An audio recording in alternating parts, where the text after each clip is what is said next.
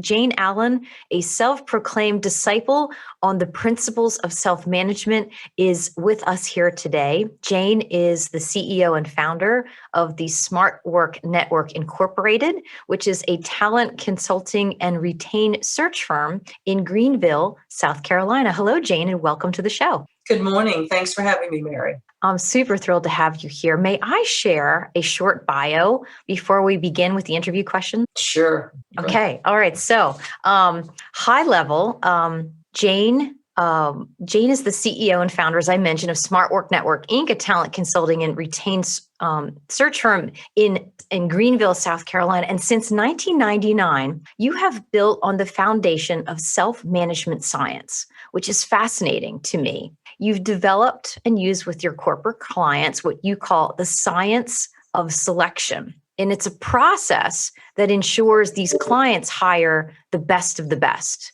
based on the right fit for the role. And Jane, we actually met when I was interviewing for a CEO role, and I think we both determined that it was not the right fit. But I was fascinated by the process, and I was fascinated by your energy. So what I loved about your process was it was all about character. It was the foundation of every hire for you is uncovering the character of the individual. And your process does that. You uncover the person's inherent character strengths, their level of initiative, their motivation, their work style, and then you match it up with the organization for which the hire needs to perform. So I love that you use predictive science, and I love that you use both intuition and scientific data to validate the hire. So in your bio, you say you're a self-proclaimed disciple on the principles of self-management, and you really are. It's wonderful to be working with you. You represent over 80 predictive normative assessments for selection and hiring, and I use several of them in my private practice too, and love them. And then on a personal note, you grew up on a farm like me. You grew up in rural Georgia. You started working when you were 5. You were selling eggs door to door. And then at 16, you managed a retail store. At 17, you began a series of summer internships that led to bigger jobs in college. And then you moved a lot. You lived in, I hope I get this right, Atlanta, Ithaca, San Francisco, Palo Alto, New York City, Chicago, and Connecticut, but Greenville has been your home since 1985. And you have clients in just about all 50 states. And if you don't mind me saying, I've noticed that many of them have remained clients and friends for over 30 years, including yours truly. So your degrees from the State University of New York in communications and psychology. You're married to your man, your best friend, Douglas Garner, and you have 2 sons and 2 grandsons. Is there anything else that you'd like to add before we get started? So much, but we couldn't share it here. We wouldn't have time, Mary. When I'm this old, there's a lot more, but that sums it up, I think. Well, thank you. No worries. Well, thank you for being here today. So Jane, starting with question number 1, what gives you energy? Well, I tried to, on these questions, sort of try to really think about something I could say quickly. And what I would say, just really, ideas give me energy, which is interesting, but it's ideas about people issues.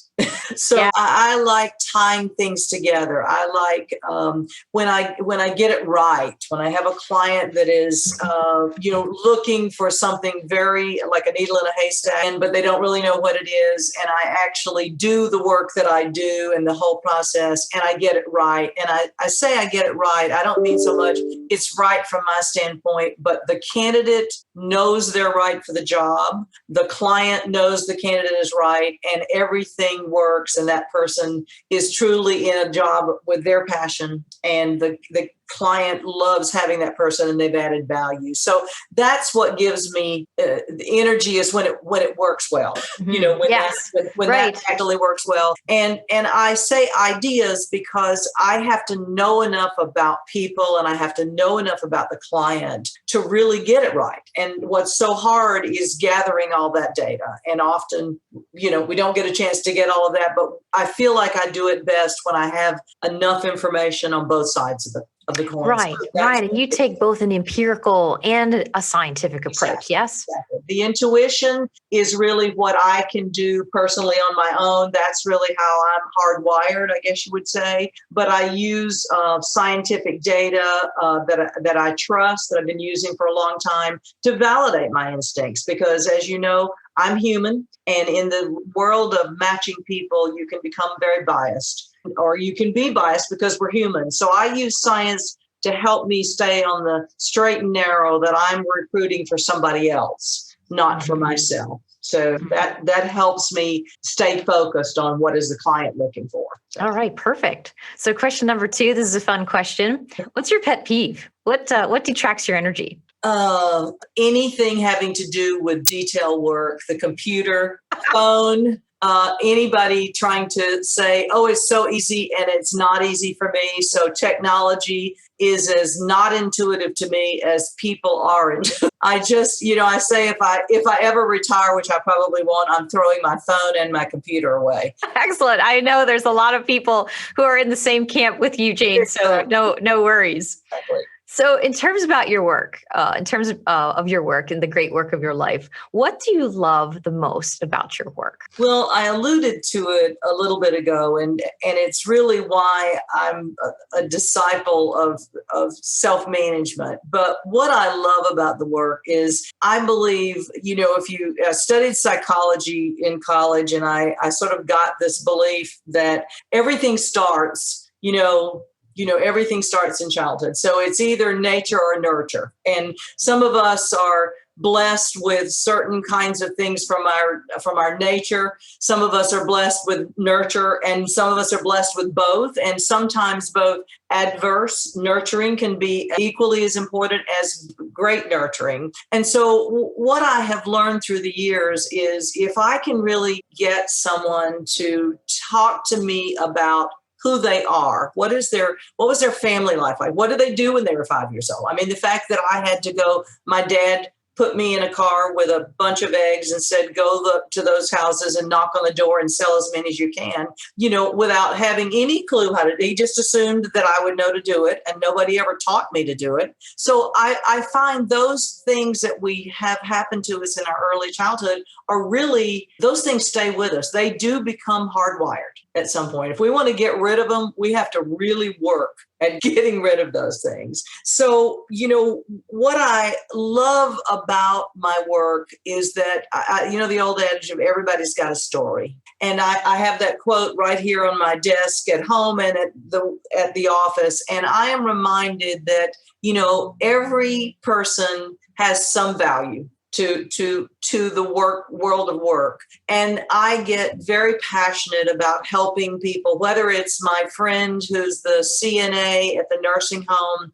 who was working in a pizza factory and was being abused by the people, and me pulling her out of there and helping her get another life, or whether it's a senior executive who's, really looking for that next opportunity like yourself, Mary. I take that very personally. And so what I love about it is really getting to know that person well enough to know this is who they are. They don't really know what they want to do sometimes. I'm sorry, Mary. Let me turn this off. No Sorry, worries. I'll have to edit that out. So anyway, I really love getting to know the people, and I also love getting to know the companies that I'm working for. So I have my process allows me to do both. And it takes a lot of time, honestly. It takes a tremendous amount of time, but that's the part that I feel like when I get that connection right, and I really understand Mary and I really understand the client, then I can say to you, and I assess you as well, okay, to really understand, then I feel like that is a win for everybody. And for me, that just is the joy of what I do. And frankly, meeting people, interesting people like you do in your work is the most fun of the job.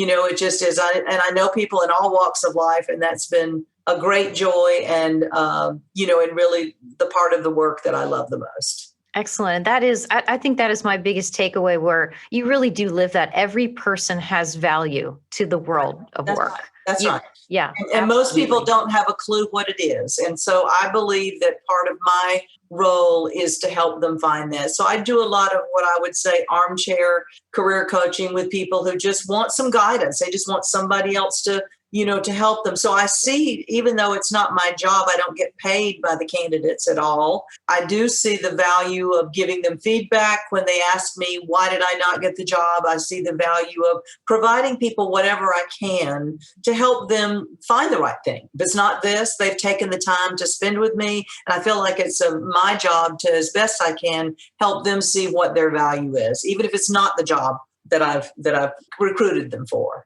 Right. Absolutely. And I'm living proof. We became the best of friends, even though I did not advance to the next gate for the CEO role. And we both knew it. Yeah. And that was okay. Yeah. That was a good decision. Right. Exactly. So, and I feel like it is. I often say to candidates, trust me, you're going to come back to me someday and say, thank me for this decision. And sure enough, I've had people call and say, I'm so glad I didn't get that job because I got something better. So I feel like if I can help people in that recruiting process learn about themselves, more about themselves, so they can really know what the right fit is, then I've done my job. Whether I got paid for that part of it or not, I really feel like that's what gives me energy. That's what makes me know I'm in the right role for myself. Brilliant. So on the flip side, what do you like least about your work?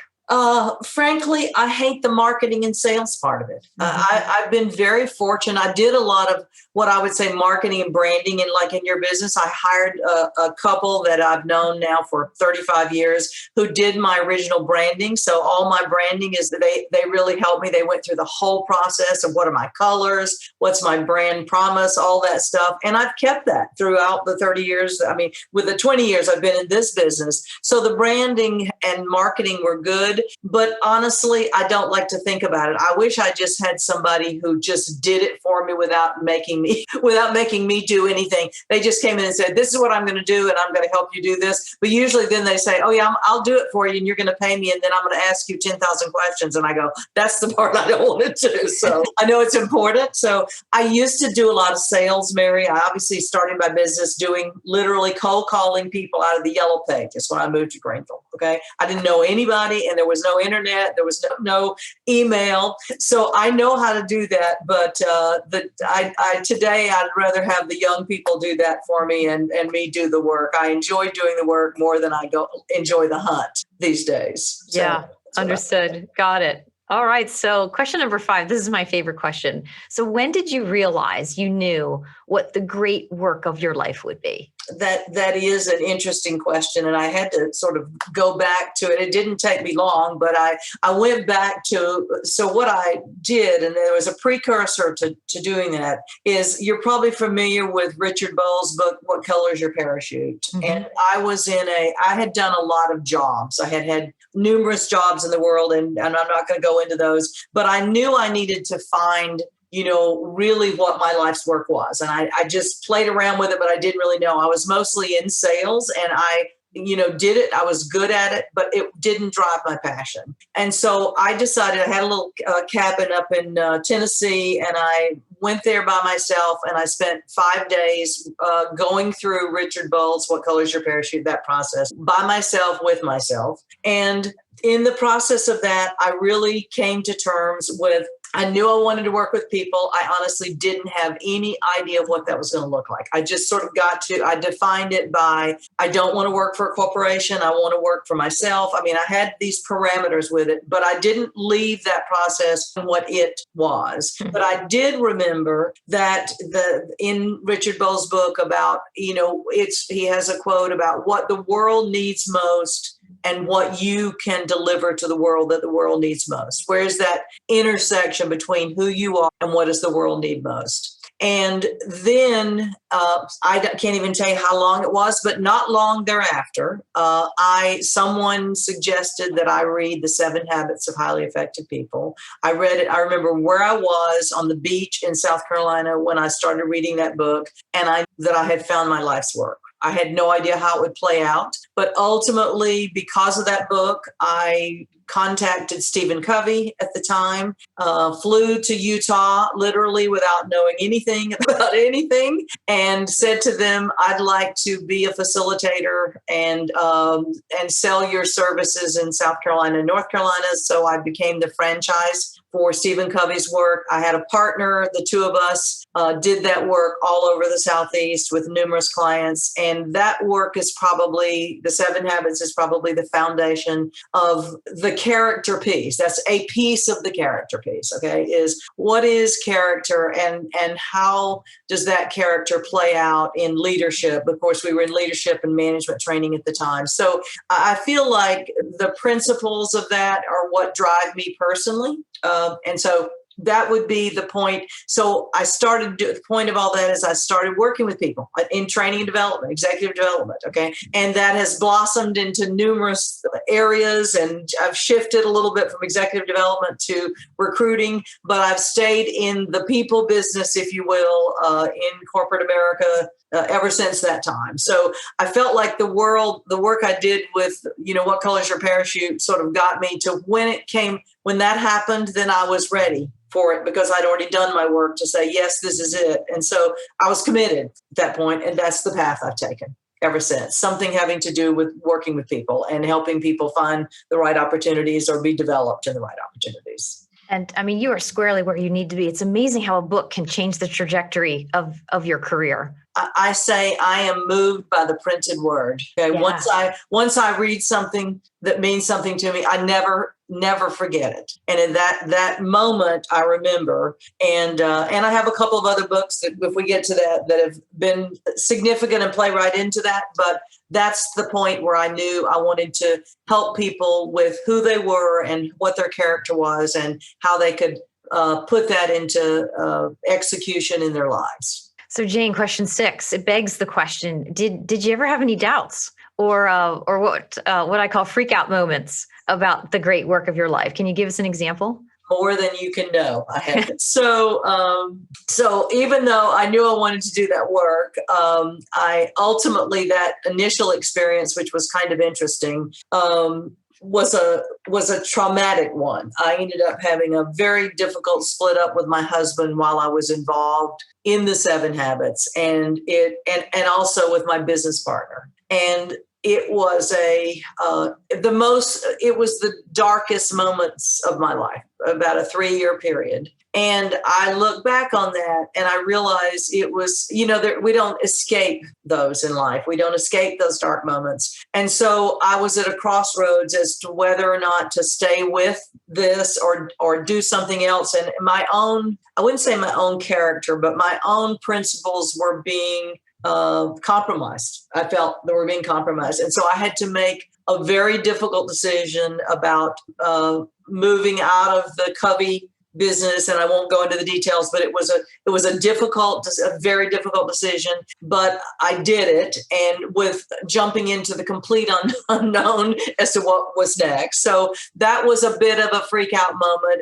I started this business a few years later, but after 9/11, I had 12 employees, and after 9/11, the executive development business just went in the tank. There was no business, and I had all these people who were depending on me now to, for their families. And that was a major freak out period. And as reluctant as I was, after borrowing money, I made some good money the first year in business. And instead of just saying, you know what, I should probably let people go, I borrowed money and continued to pay people for a period of time.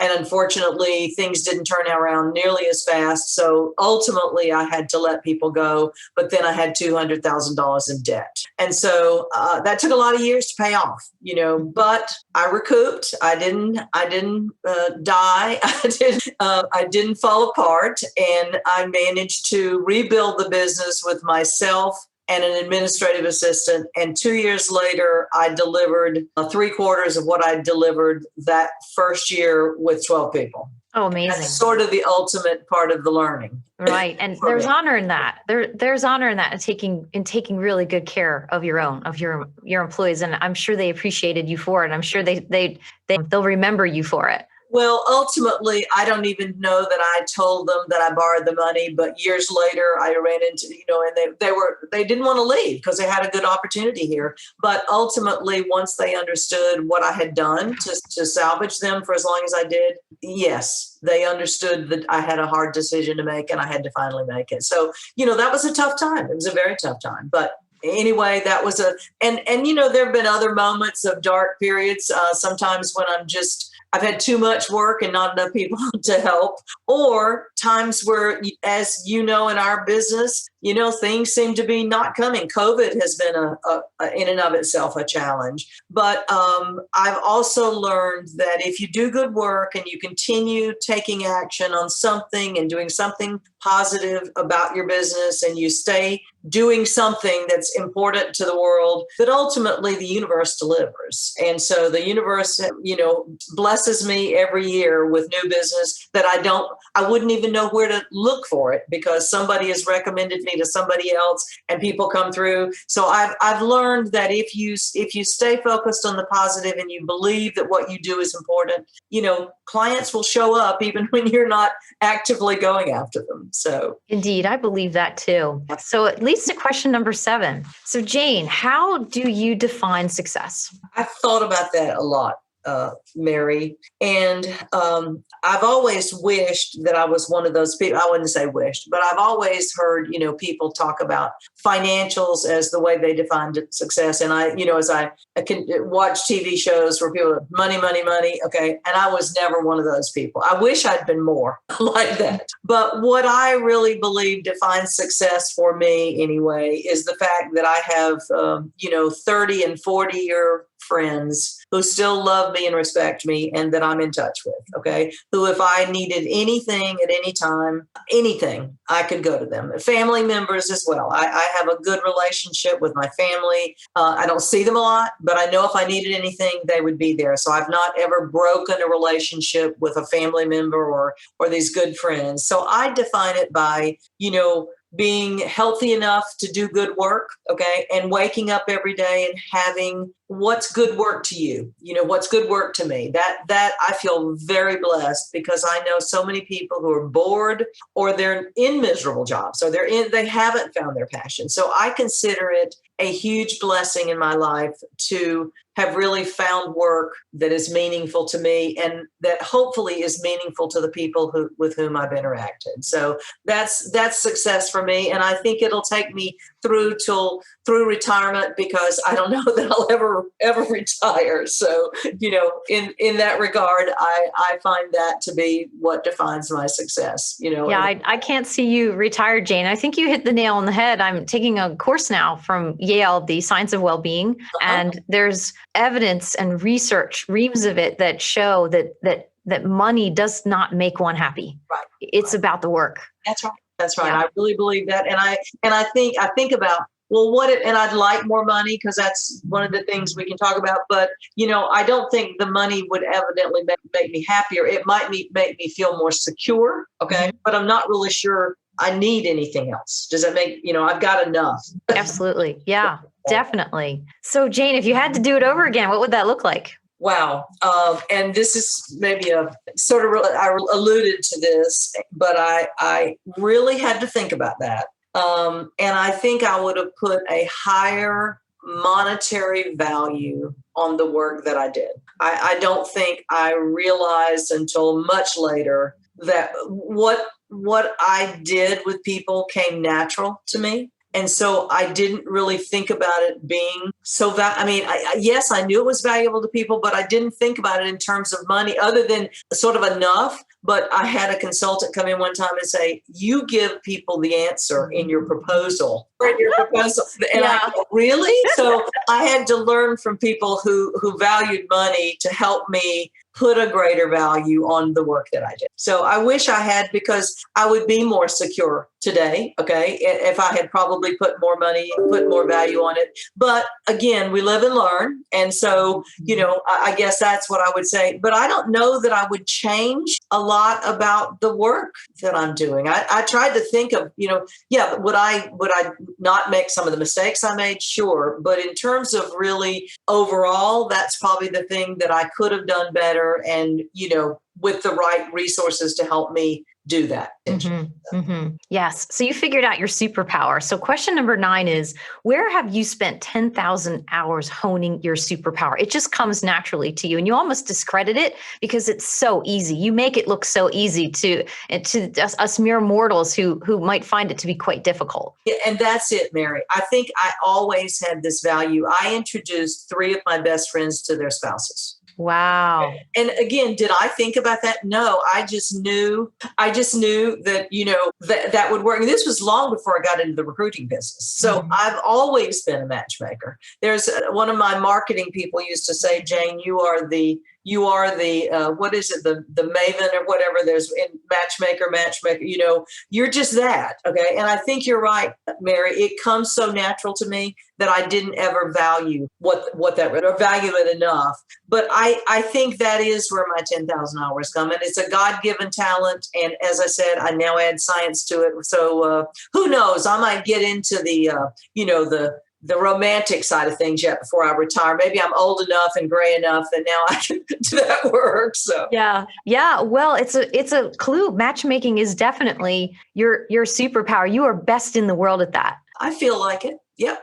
I feel like it. Yes. And on the flip side, what do you wish you were better at? So I wish I was better at using technology. Okay. I wish I was better at writing. And I say that to say, I can sit down and do stream of consciousness writing all day long. I can, as a matter of fact, I'm trying to write a book, which is something, but I'm not good at concise writing. So I'm not good at putting, I have friends who can put it down, even my husband who can put it down one time into a paragraph. And it's like, I can give 3 pages and somebody can take it and put it into the paragraph. So I wish I was a better succinct writer. And I wish I was better at financials. Frankly, I really wish I was better at, reading financials. Do not give me a spreadsheet.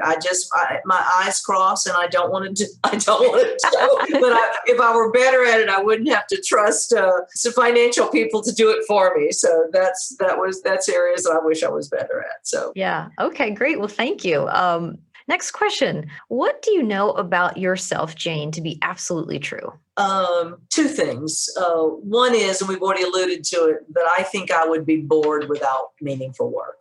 Okay. No matter how old I get. Okay. Maybe I'll get old enough. I'm not there yet where I'm too tired to, get up and do this work, but I know that. And then the other is, and this is really where the self-management, the character comes in. If I tell you I will do something, there is, unless I've gotten sick or died or somebody's gotten me imprisoned, I will do what I said I was going to do. Okay. So probably the thing that is the most distressing to me is a client who doesn't trust me because they've either had bad experiences with, people who haven't delivered. And if I could just say to them, trust me on this. If I say I'm going to do it, I'm going to do this for you. But so many people, I think, have been disappointed by people. But what I know about me is you can count on me. I've got your back. If I say I'll do it, then I'm going to do it. If I don't say I'm going to do it, then I won't promise to do it. But you can definitely count on me. If I say I'm going to do something, I'm going to do it. And to me, that's the essence of what character is. Indeed. And character really underscores your personal brand, if you don't mind me saying. I like to think so. Yeah, yes. Definitely. So last couple of questions. What would people be surprised to know about you? Well, 2 things. And one I think you and I have talked about before is, in spite of my working with people and being rather social, I'm really a high introvert. And I say that it's less about really, social versus not. I enjoy social interactions, but too much of it and I'm worn out. I need quiet time and I need a lot of thought time in order to do things well. So when you're doing recruiting, you got to listen and really try to understand people. So in order to do that, I can't be talking to people all day long and then doing recruiting. My friends know when I'm in a recruiting process, I don't talk to them because I need to conserve that energy to really be able to listen to people. And that requires a tremendous amount of energy for me. And it's energizing, but it wears me out. So that's one thing. The other thing is, and this is really just a fun tidbit.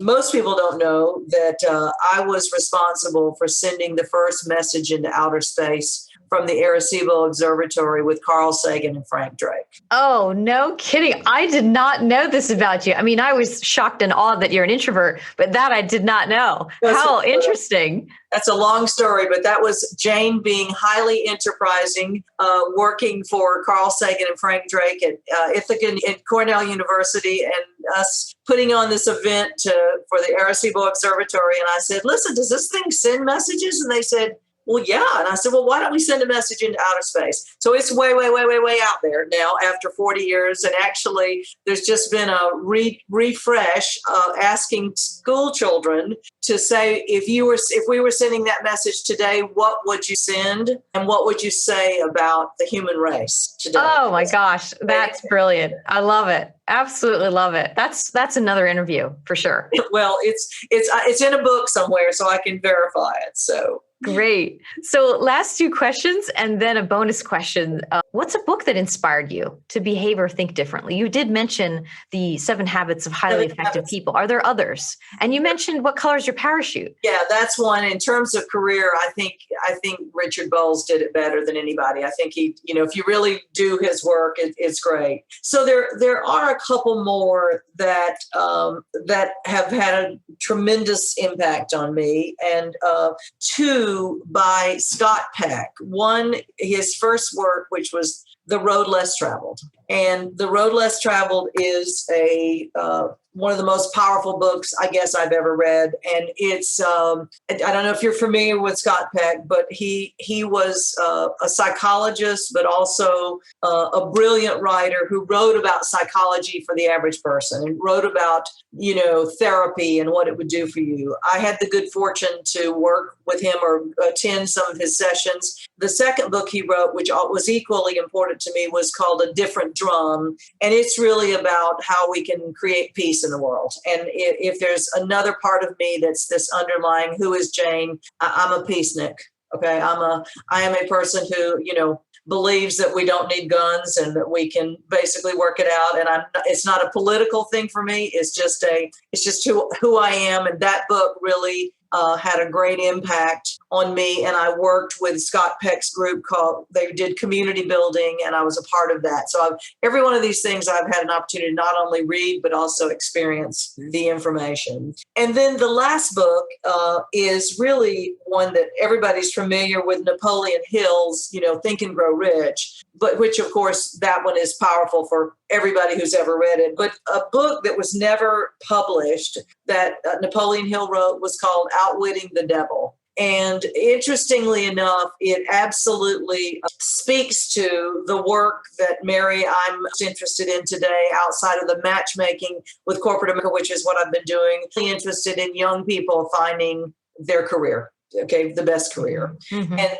Napoleon Hill, it was a book that his family did not publish until way after his wife died, which was only a few years ago. And it's because there's some things in it that, he kind of looks at education and religion and talks about how we control young people from an early age. Even parents do, but our institutions tend to say, you should do this and you should do that and you should go down this path. And he really speaks to the fact that that's when young people give up their actual search for their own passion. It's because there's controlled, we don't notice it so much, but we are controlled early on by people we trust. I mean, it's not rocket science, it's by people we trust. And so that whole need to really find who you are from your own path is something that many people actually never do. I mean, I meet people who are executives who are in their 50s and they say, I've never been happy a day in my life at work. And I wish I could do something else, which is why, Mary, you're working, with people about who they are.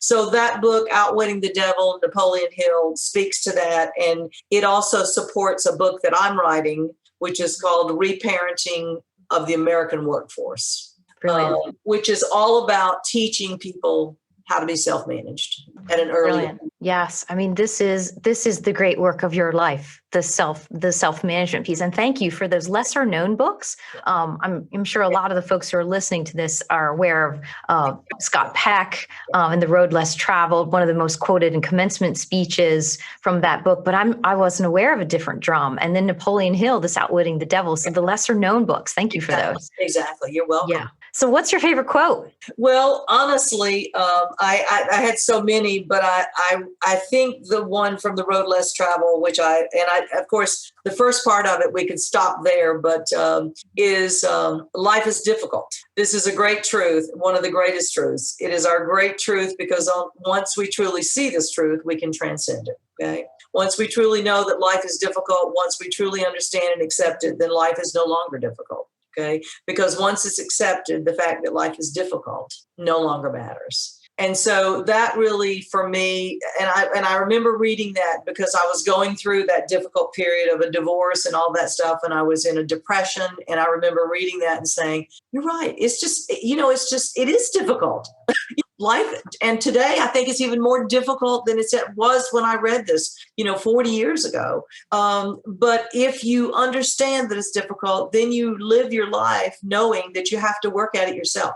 Nobody's going to do it for you. You really have to take responsibility and overcome the difficulties as they come so if you're strong internally and you're not looking outside for somebody else to do it for you, then you can overcome most anything, even things that we think are insurmountable. We can take them in stride and move on. Not to say that we don't go through a tough time with it. So I love that quote. I have many that I love, but that one is one I think that helped me fully understand. Nobody else really had it easy either. For easy, everybody would be okay, but it makes sense. It makes sense, Jane. There's that strong theme and pattern. And I mean, since the day I met you, where, I mean, your brand genius is all about the principles of self-management for sure. Right. So I have a bonus legacy question, and it's actually a fill in the blank question. Okay. And it goes like this: if God would let me, I would ... So I would love to invite you to do me the favor of repeating the question and filling in the ... And the word God we can use loosely. It could be Allah, Buddha, the universe, spirit, time, 0 point field, higher power, whatever. So if you would do me that favor, if God would let me, I would ...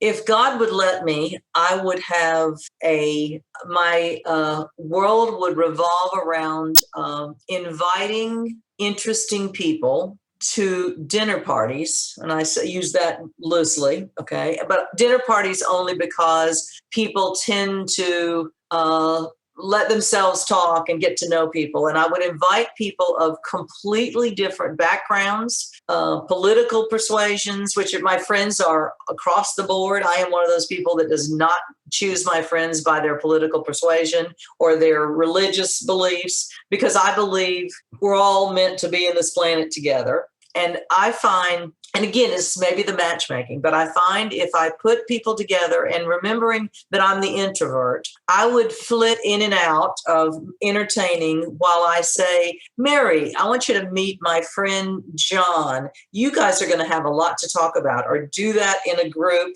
and get people talking about their lives. So it's really the work I do, but in a very social and relaxing format. And somebody else is cooking, of course, and I'm just entertaining people and introducing them to each other, because what I've found is when I've done that, and I love doing that, okay, I'm too old to pull it off too many times, and COVID has stopped it altogether. But I find that in those situations, I'm the one that likes to be quiet, and I'm the one that likes to open the door for people to talk, because sometimes people don't speak out. Introverts don't talk much, but you have to open them up and get them talking. That is what I would do until I died, is I would just do that. And maybe I can still do that, Mary. If I don't really need to make money, I can just, invite people to gatherings that are very social and relaxing, where they get to know each other. And for me, that would be just a fun way to live life. I love that. And I would be one of the first to raise my hand and ask humbly if I could have a seat at that table, because the people that you could assemble there, it's a very sophisticated matchmaking think tank. Right. I mean, imagine the problems of the world we could solve. Absolutely. That's exactly the way I see it. Is if you can bring, the whole thing in the Bible, if you can bring a few people together with a common goal, what I find is people are really more alike than they are different. But people let these differences keep them apart. And so I believe the more we bring diverse people together to communicate, and that was my community building work, it is the more people can see that we're really so much alike. We're all in the same image, and we just have to learn to listen to each other and live life in a way that respects each other's differences. So that to me would be my legacy. I think that I would like to. Brilliant. The great work of your life. Absolutely. Yes. Well, thank you. I can't thank you enough, Jane, for sharing more about the great work of your life. And thank you for choosing to spend your energy, your time here today. And ladies and gentlemen who are listening, to get in touch with Jane Allen and her company, you can visit smartworknetwork.com. That's smartworknetwork.com. Thank you, Jane, for being here today.